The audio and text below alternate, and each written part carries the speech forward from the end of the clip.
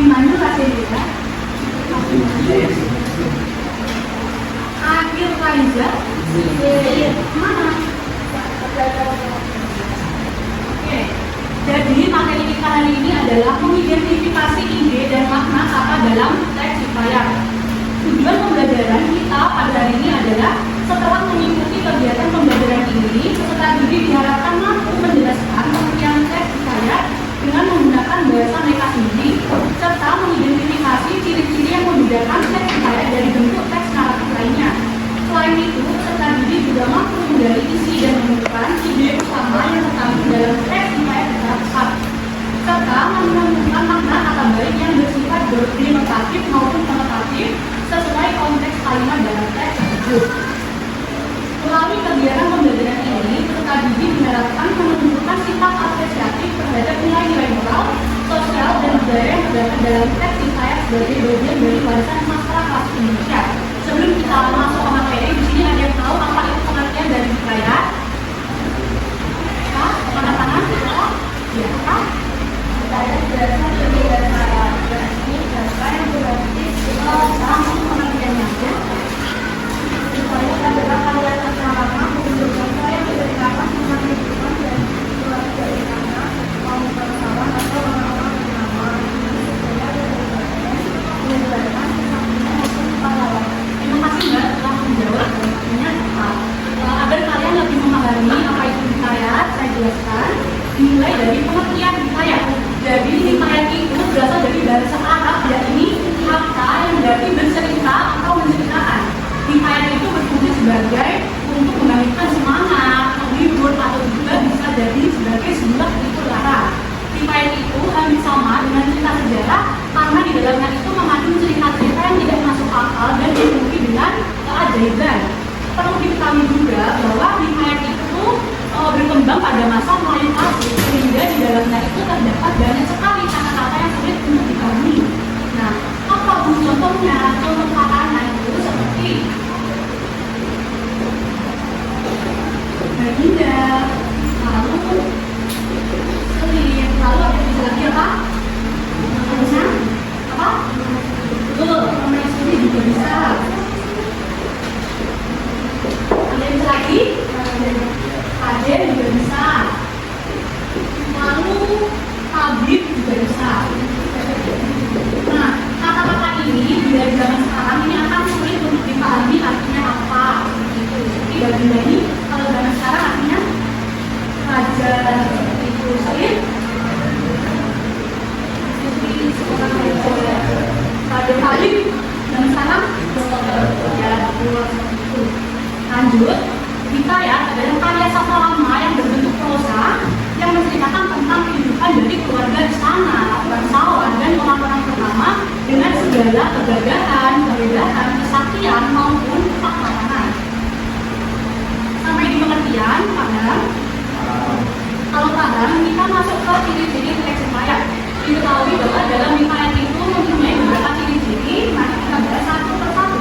Yang pertama, berkisah atau bercerita tentang kerajaan. Nah, seperti yang bilang tadi, bahwa hikayat itu ceritanya itu berkisah pada keluarga dari keluarga istana, lalu orang-orang bernama, bangsawan, seperti itu. Lalu tak diketahui nama kamanannya. Berbeda dengan cerita seperti dongeng, cerita sejarah itu kan diketahui kamanannya. Tapi kalau hikayat itu tidak ditemukan kamanannya atau bersifat anonim. Lalu mengandung banyak nilai, terutama nilai moral. Walaupun ceritanya itu dibawakan dengan tidak masuk akal dan dipenuhi dengan keajaiban, tetapi dalam hikayat itu ceritanya itu mengandung berbagai banyak lalu cerita hanya seputar peperangan nama kerajaan, keajaiban, kekuatan goib serta percintaan. Nah, diketahui bahwa dalam hikayat itu pastinya ceritanya hanya seputar tentang anak kerajaan, percintaan, keajaiban, kekuatan goib seperti itu. Lalu menggunakan kata-kata arkais, yaitu istilah yang sudah tidak lazim digunakan pada waktu di masa sekarang. Apa yang dimaksud dengan kata-kata arkais? Seperti ini. Kata-kata ini kan kalau digunakan pada zaman sekarang pasti banyak orang cerita kan? Kalau ini adalah contoh kata-kata arkais. Lanjut, selalu berakhir dengan pemenuhan pokok utama. Nah, dipastikan dalam hikayat itu pasti ceritanya itu adalah happy ending, tidak akan ditemukan dalam hikayat ceritanya itu bad ending. Ciri-ciri paham? Kalau paham, kita masuk ke tujuan hikayat. Perlu diketahui juga bahwa dalam hikayat itu memiliki beberapa tujuan. Yang pertama, sarana untuk membangkitkan semangat pembacanya. Nah, hikayat itu dibuat agar ketika orang itu membaca, itu akan semangat lagi. Karena kan ceritanya happy ending ya, jadi yang membaca itu akan punya semangat lagi. Itu. Lalu sarana untuk menghibur. Setelah semangat, itu hikayat itu dibuat juga untuk sarana untuk menghibur pembacanya. Itu. Lalu sarana untuk meramaikan suatu acara atau suasana. Selain untuk menghibur atau memberikan semangat, hikayat juga berfungsi untuk sarana meramaikan suatu acara atau pesta. Selanjutnya, sarana untuk menyampaikan nilai-nilai itu. Walaupun hikayat itu dibawakan dengan cerita yang tidak masuk akal atau dipenuhi dengan keajaiban, tetapi di dalamnya itu mengandung nilai-nilai luhur di dalamnya. Paham? Kalau paham, kita lanjut menggali informasi dalam hikayat. Nah, untuk memahami teks hikayat, kita harus mengetahui unsur-unsur 5W persatuan. Apa itu unsur-unsur 5W persatuan?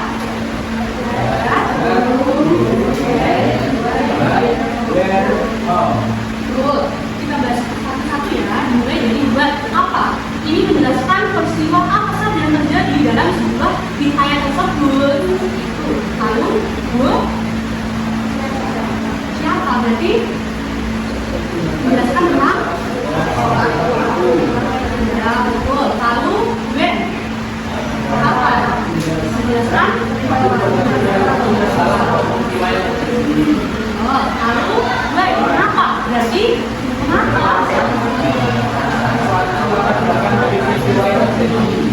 Ya, lanjut. When? Gimana? Berarti menjelaskan ya, lalu how? Bagaimana?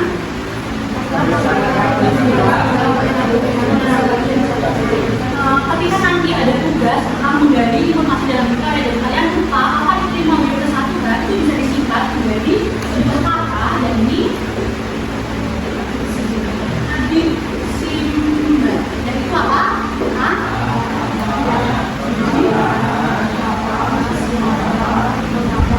Betul sekali. Nah, kita lanjut ke makna isi dalam hikayat. Pada teks hikayat terdapat kata-kata yang tidak lazim digunakan dalam penulisan cerita masa kini. Susunan kata atau kalimatnya pun terkadang terasa janggal dan sulit untuk dipahami berdasarkan contoh tersebut. Tolong salah satu dibacakan. Apa? Mas? Sampai sini saja. Sampai ya, silakan. Maka isi dalam hikayat pada seorang lelaki dalam bisa terdapat seorang lelaki yang bernama Al-Imam. Lelaki tersebut ingin mengalir kepada tentang masalah yang tengah dia dapatkan. Dia pun merasakan sedih karena temannya sangat berasa sendiri ketika ditinggali oleh banyak orang. Nah, pada pengenalan teks hikayat tersebut terdapat kata al-kisah. Ini adalah kata-kata yang pada zaman sekarang itu pastinya sulit untuk dipahami. Sampai di sini paham? Kalau paham, tadi apa pengertian dari hikayat? Apa?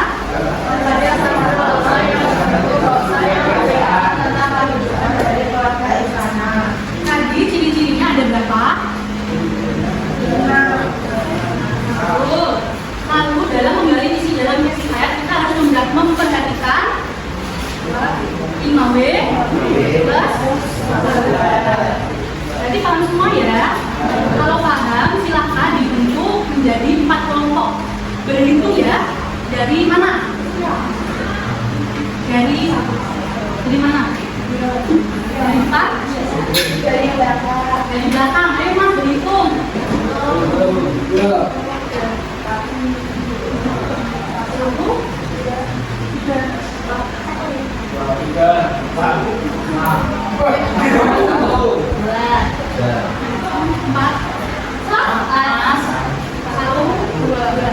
Sekarang berhubungan dengan kelompoknya.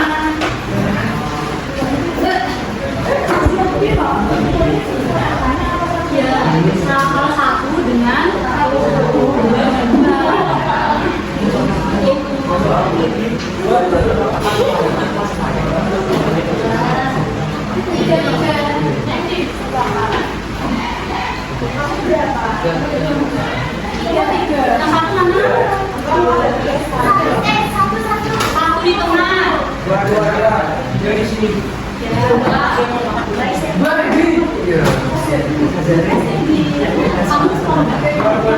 Empat sama Pak.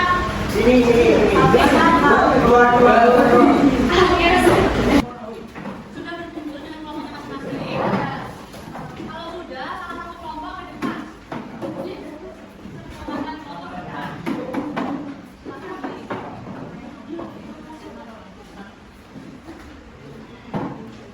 Kalau sudah, silakan menjawab sesuai dengan perintah yang ada di kertas. Dijawab di lembaran ya. Kalau ada yang belum paham, bisa satu saja. Pastikan dibaca ceritanya.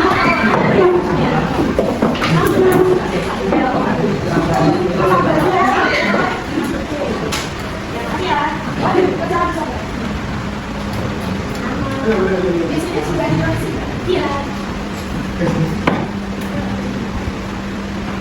Kita tunggu ceritanya kami.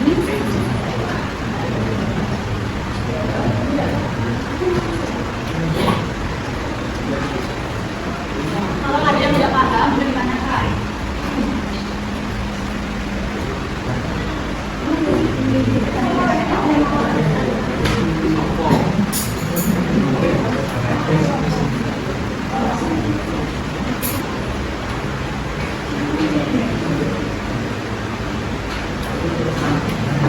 Dari mana?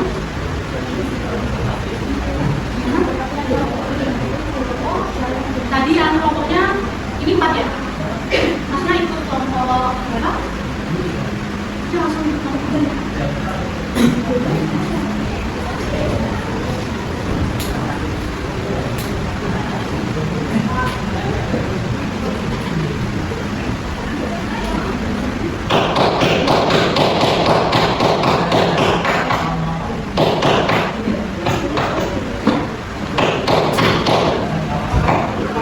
Kalau sudah, mesti ada satu kelompok yang sengaja memperkenalkan dirinya. Kalau belum, mendengarkan.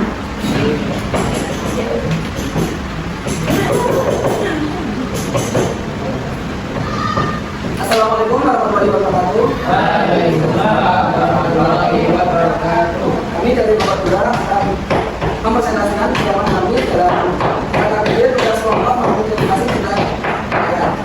Cerita yang kami dapat adalah dikisahkan 3 orang pengendara yaitu Buyung, Dendis, dan Tolong dan dalam pengendaraan ketika tiba di sebuah hutan, perut mereka sangat lapar. Namun setelah mereka sudah habis, dalam keadaan lapar, Dendis dan Buyung pun sesumbar bahwa mereka bisa menghabiskan nasi, rawa, dan 10 ekor ayam seorang diri dalam keadaan seperti ini. Namun tidak seperti teman-temannya, Awang hanya mengharapkan sepiring nasi dan lauk yang cukup untuk mengisi perut. Tidak disangka-sangka, mereka menemukan sebuah pohon ara ajaib yang mendengar permintaan mereka. Kemudian pohon itu pohon itu menggugurkan 3 daun yang setiap lembarnya berubah menjadi makanan yang mereka inginkan. Setelah mendapat makanan yang cukup, Awang pun berhenti memakannya. Tapi 2 sahabatnya tetap melanjutkan makan. Dendis dan Buyung akhirnya berhenti ketika mereka kekenyangan karena tidak mampu menghabiskan makanan yang mereka minta. Akhirnya nasi yang tidak termakan itu malah lalu mengisi kopi.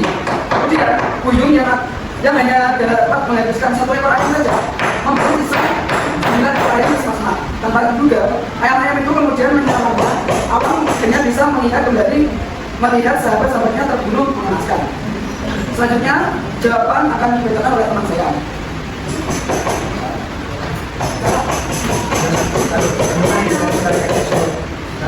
Tidak mengenai